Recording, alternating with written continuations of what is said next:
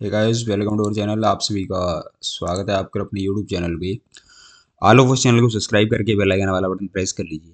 तो जो bank exam की बात करते हैं, अपकमिंग बैंक एग्ज़ाम जो होने वाले हैं 2025 के अंदर, तो उसमें किस तरह से आपको सिलेक्शन लेना है और क्या स्ट्रेटेजी रहनी चाहिए और इस बार क्या चीज़ें बढ़िया हुई है आप लोगों के लिए, वो चीज़ें इसमें बात करेंगे।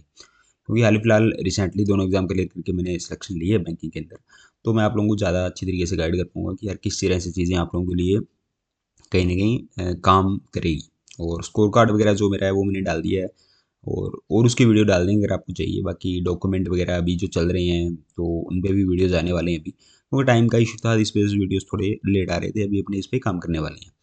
तो जो अब कल आईबीपीएस का कैलेंडर आया है, जो वार्षिक कैलेंडर होता है आईबीपीएस का, उसमें सारा शेड्यूल रहता है आईबीपीएस का कि आरआरबी पीयू कब होगा, आरआरबी क्लरिकल कब होगा, आरआरबी के बाद आपका आईबीपीएस पीयू कब होगा, आईबीपीएस क्लरिकल कब होगा, एसओ का एग्जाम कब होगा, स्केल 2 का एग्जाम कब होगा। यानी पूरा बैंकिंग कैलेंडर रहता है वो पूरे ईयर के लिए। अब उस पर अपने बात करने वाले हैं कि वो इस बार बहुत ही शानदार तरीके से बनाया गया कैलेंडर। क्यों बनाया गया वो चीज़ देखेंगे। तो ये देखिए, कैलेंडर अपने सामने है। कैलेंडर को एनालिसिस करना है थोड़ा सा। सबसे पहला जो आपका एग्जाम रहेगा साल का, एसबीआई पीओ एसबी क्लरिकल अभी आपके चल रहे हैं, उनको हटा के, क्योंकि आरआरबी आईबीपीएस ये एक अलग आईबीपीएस का शेड्यूल रहता है, उस पर अपने बात करने वाले हैं। क्योंकि एसबी क्लरिकल तो अभी होने वाला है आपका रिसेंट में, और एसबी पीओ भी होने वाला है। तो उसके बाद जो बड़ा एग्जाम है वो आपका आरआरबी पीओ का ऑफिसर स्केल 1 का एग्जाम आएगा, जिसके लिए इन्होंने डेट जो आपने फिक्स की है ना, ऑफिसर स्केल 1, ये वाला एग्जाम जो है 27 जुलाई यहाँ पे फिक्स है, 2 अगस्त है, 3 अगस्त है। यानी 27 जुलाई से एग्जाम स्टार्ट हो जाएंगे। उसके बाद 2 अगस्त को एग्जाम है, 3 अगस्त को एग्जाम है। यहाँ तक आपके प्री होने वाले हैं। उसके बाद देखो, ऑफिस असिस्टेंट की बात करें तो उसका 30 अगस्त को प्री है, 6 सितंबर को प्री है, 7 सितंबर को प्री है। यानी यहाँ पे फिर देखो 13/9 को मेंस है। मतलब प्री की तैयारी आप लोग 27 के बाद बीच में छोड़ नहीं सकते, क्योंकि 27, 2 और 3 तक तो आप फ्री होंगे यहाँ पे। उसके बाद डायरेक्ट उन्होंने बोला कि 27 दिन बाद यानी 30 अगस्त को फ्री होगा आपका नेक्स्ट जो फ्री होगा। उसके बाद 6 को फ्री, 7 को फ्री, और इधर इन्होंने बोल दिया कि इस जो वीकेंड पे है ना, 7 को 9 को आपका फ्री होगा, और यहाँ पे 13/9 को आपका मेंस होगा। ठीक है, तो प्री की तैयारी बीच में नहीं छोड़नी है आप लोगों को। डेली मॉक्स लगानी है जुलाई के पूरे महीने के दौरान, अगस्त के पूरे महीने के दौरान। बट मेंस को भी नहीं छोड़ना, मेंस को साथ में रखना है, क्योंकि 13/9 को फिर आपका आरआरबी बीयू मेंस का एग्जाम है, 13 सितंबर 2025 को। और उससे पहले वीक आपका प्री एग्जाम है। बट एक चीज हो रहा है कि उसके बाद आप लोग देखो कि 9 नवंबर, यानी 9/11/2025 को ऑफिस असिस्टेंट का एग्जाम है। ये चीज बहुत अच्छी करी है इन्होंने, क्योंकि यहाँ पे देखो 13/9 के बाद आपको 2 महीने का टाइम कहीं कहीं मिल रहा है। यानी 13/9 के बाद पूरा सितंबर का महीना है आपके पास, पूरा आप लोगों के पास में अक्टूबर का महीना है, फिर जाके नवंबर के महीने में आपका मेंस होने जा रहा है।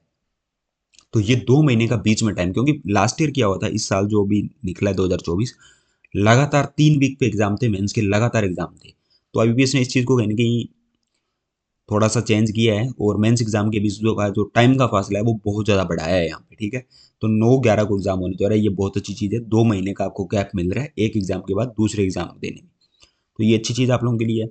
इसके बाद अपने बात करें तो ऑफिसर स्केल 2 और 3 का जो आरआरबी में होता है वो एक ही एग्जाम होता है सिंगल, वो 13/9 को ही है। इसके बाद अपने बात करते हैं आईबीपीएस पीयू की बात करते हैं। ये आईबीपीएस पीयू वाला एग्जाम आप लोग देखो कि 4, 5 और 11 अक्टूबर को है। यहाँ पे आपका कोई और एग्जाम शेड्यूल नहीं है, आसपास ही नहीं है एग्जाम आपका। 13/9 के बाद आपका कोई एग्जाम नहीं है, डायरेक्ट 4 अक्टूबर को एग्जाम है, 5 अक्टूबर को है, 11 अक्टूबर को प्री आपका है। तो प्री 27/7 से लेके और अक्टूबर तक आपकी ब्रेक नहीं होनी चाहिए, प्री डेली चलनी चाहिए, डेली एक मॉक प्री का होना चाहिए। और उसके बाद जो नेक्स्ट आपका एग्जाम आता है ना, वो देखो 29/11/2025 को है। यानी यहाँ पे 9/11 को मेंस है, तो यहाँ पे 29/11 को मेंस है। तो यहाँ पे भी 1 महीने का टाइम मेंस का है, आप लोगों को 1 महीना मिलेगा मेंस के लिए, कोई दिक्कत नहीं है। इसके बाद जो आईबीपीएस क्लरिकल जिसको बोलते थे, उसका नाम तो चेंज पहले ही हो चुका था, कस्टमर सर्विस एसोसिएट्स, सीएस से बोलते हैं उसको। उसका फ्री देखो 6, 7, 13, 14 दिसंबर को है। ये भी अच्छी चीज़ है कि 29/11 को आपको मेंस देना है, उसके बाद डायरेक्ट आपको दिसंबर में प्री भी आ जाना है, 6, 7, 13, 14 यहाँ तक आपको प्री देनी है। और 14 दिसंबर के बाद पूरा जनवरी आपका कोई एग्जाम नहीं रहने वाला यहाँ पे। बट जो 1 फैब है, 1 फैब 2026 है, उसको आपका आईबीपीएस क्लरिकल का मेंस का एग्जाम होगा 1 फैब को। तो मेंस एग्जाम के बीच का जो गैप है ना, वो आईबीपीएस ने बहुत ही शानदार तरीके से मेंटेन किया और बहुत ज़्यादा गैप आपको दे दिया है, ताकि आप लोग की जो वर्डन होती है ना कि सर मेंस एग्जाम लगातार होते हैं तो हम अच्छा परफॉर्म नहीं कर पाते, तो ये वाली चीज़ आप लोगों के लिए शॉर्ट आउट कर दी है, क्योंकि लास्ट ईयर बहुत ज़्यादा रिक्वेस्ट डाली गई थी आईबीपीएस को। स्पेशलिस्ट ऑफिसर की बात करें तो 22/11 और 23/11 को एग्जाम रहेगा, और इसका मेंस 4/1/2026 को रहेगा। यानी कोई भी मेंस एग्जाम आसपास नहीं है, कम से कम 1 या 2 महीने का गैप मेंस एग्जाम के बीच में आईबीपीएस ने इस बार दे दिया है। और आईबीपीएस क्लरिकल वाला एग्जाम आपका 6/12 पे चला गया है, तो ये एक बहुत ही अच्छा रहने वाला इस साल मेंस एग्जाम वालों के लिए। बट एक चीज़ ध्यान रखना, प्री 27 के बाद आपका 14/12 तक ब्रेक नहीं होना चाहिए, क्योंकि 14 दिसंबर तक प्री के एग्जाम चलेंगे। तो प्री का मॉक रेगुलर आप लोगों को लगाना पड़ेगा। अगर प्री का मॉक आपने कहीं पे भी मिस किया, सिंगल डे पे भी, तो आपके लिए नुकसान हो सकता है, क्योंकि प्री आपका एग्जाम 27/7 से 14/12 तक चलेगा। मेंस एग्जाम के अंदर आपको भले ही 1 या 2 महीने का गैप मिला है, बस प्री के अंदर गैप जरूर है, बट आपको मेंटेन रखना पड़ेगा।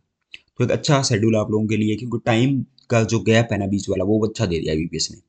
तो इसके लिए अपने बहुत जल्द स्ट्रेटेजी वगैरह लेके आएंगे, आरआरबी पीओ को किस तरह से क्रैक करना है हाईएस्ट मार्क्स के साथ, आरआरबी क्लरिकल के लिए आपकी क्या स्ट्रेटेजी रहनी चाहिए, आईबीपीएस पीओ के लिए आपकी क्या स्ट्रेटेजी रहनी चाहिए, और आईबीपीएस आपका जो क्लरिकल है उसके लिए आपकी क्या, जिसको अपने सीएस से बोलते हैं भी, उसके लिए क्या स्ट्रेटेजी रहनी चाहिए। तो इन पे अपने जल्दी डिटेल वीडियो लेके आएंगे। कमेंट सेक्शन में बता देना कि किस सब्जेक्ट पे कौन सी वीडियो चाहिए। स्कोर कार्ड आरआरबी पीओ और आरआरबी क्लरिकल का अभी वाला चाहिए तो वो मैं शेयर कर दूंगा आपके साथ। क्लरिकल वाला ऑलरेडी मैंने शॉर्ट्स में डाला हुआ है, बट उसका एक प्रॉपर वीडियो आप लोगों के साथ शेयर करूंगा अभी, तो वो वाला भी देख लेना। तो मिलते हैं अपने नेक्स्ट वीडियो में। अगर कोई डाउट हो तो आप लोग कमेंट सेक्शन में पूछ सकते हो।